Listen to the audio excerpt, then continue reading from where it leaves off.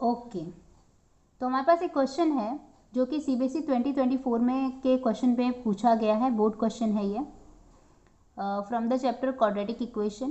Question है the altitude of a right angle triangle is 7 centimetre less than its base if its hypotenuse is 17 centimetre long then represent the above information in the form of a quadratic equation. तो पहले तो हम लोग एक right angle triangle बना लेते हैं और पहले हम देख सम सिचुएशन समझ लेते हैं और फिर हम लोग 1 और 2 सॉल्व कर लेंगे।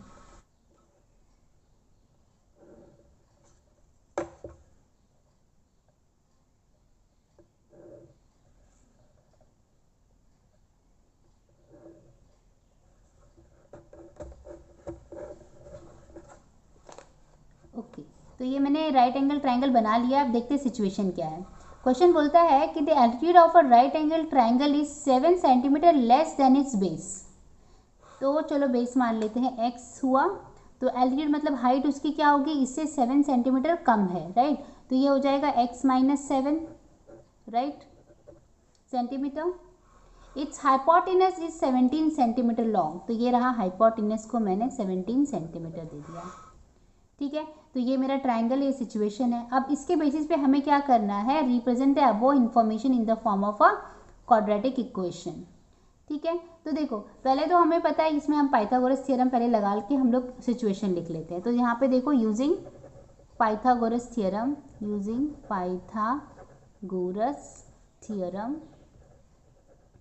क्या होगा, 17 का square is equal to x minus 7 square plus x square, right. अभी देखो 17 का स्क्वायर क्या होता है 289, तो यहाँ पे 289 लिख लिया। यहाँ पे a minus b the whole square का फॉर्मूला लगा रही हूँ, तो ये हो जाएगा 2 इंटू एक्स इंटू 7 प्लस ये हो जाएगा 49, 7 का स्क्वायर प्लस एक्स स्क्वायर, ठीक है। ये क्या हो जाएगा 289 as it is, x square minus 7 two ज़ा 14x plus 49 plus x square, ठीक है।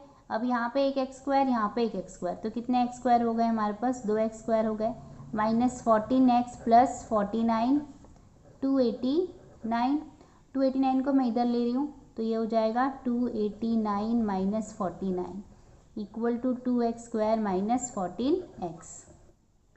289 में से 49 निकाल देते हैं, तो देखो कितना बचेगा, 289 माइनस 49 किया हमने, 0, 4 एंड 2, तो कितना आ जाएगा 240 equal to 2x square minus 14x। अब ये पूरे इक्वेशन को हम लोग 2 से डिवाइड कर देते हैं। ऐसा हम क्यों कर रहे हैं, ताकि इक्वेशन थोड़ा रिड्यूस हो जाए। तो 2 1 ज़ा 2 ज़ा 0 एक्स स्क्वायर माइनस 7x, ठीक है। तो ये क्या हो जाएगा, आप देखो 120 को मैं इधर ले लेती हूँ, तो एक्स स्क्वायर माइनस 7x ऐसे ही रहेंगे, यहाँ से 120 आएगा तो ये नेगेटिव हो जाएगा, ठीक है। तो ये हमारा इक्वेशन बन गया, मतलब पहला क्वेश्चन हमने कर दिया। पहले क्वेश्चन में हमें बोला था represent the above information in the form of a quadratic equation, तो वो हमने इन the form of quadratic equation हमने रिप्रेजेंट कर दिया। तो हमारा फर्स्ट क्वेश्चन का आंसर आ गया है। अब हम सेकेंड क्वेश्चन देख लेते हैं। बोलता है कि find the length of the sides of a triangle, मतलब हमें ये जो वैल्यूज़ है, ये साइड्स का हमें वैल्यू निकालना है, ठीक है। तो देखो हमारे पास क्वाड्रेटिक इक्वेशन तो है ही यहाँ पर, तो मैं लिख देती हूँ उसको x square minus 7x minus 120 equal to 0, ठीक है। इसको अगर हम लोग स्प्लिट कर ले तो क्या होगा, देखो 120 को अगर मैं स्प्लिट कर लेती हूँ 120, तो ये क्या हो जाएगा 2 6 2 3 2 15 5 3 और 3, ठीक है। तो अभी देखो कौन से नंबर हमें लेने पड़ेंगे, देखो 5 3 ज़ा 15, 2 2 ज़ा 4 4 2 ज़ा 8, और 15 में से 8 गया तो कितना बचेगा 7 बच जाएगा। तो हम लोग 15 और 8 का कॉम्बिनेशन ले लेते हैं। तो x square minus 15x plus 8x minus 120 equal to 0, x common हो जाएगा, तो x माइनस 15 और यहाँ पर क्या आ जाएगा 8 कॉमन ले लेते हैं, तो x माइनस यहाँ पर भी 15 आ जाएगा, तो यहाँ से मुझे मिला x प्लस 8 और दूसरे ब्रैकेट में मिल गया x माइनस 15। तो फिर x का वैल्यू यहाँ से मुझे मिला -8 और यहाँ से मुझे मिला 15, बट x का वैल्यू -8 तो ले ही नहीं सकते, क्यों नहीं ले सकते, बट हम लिखेंगे but sides of triangle can not be negative,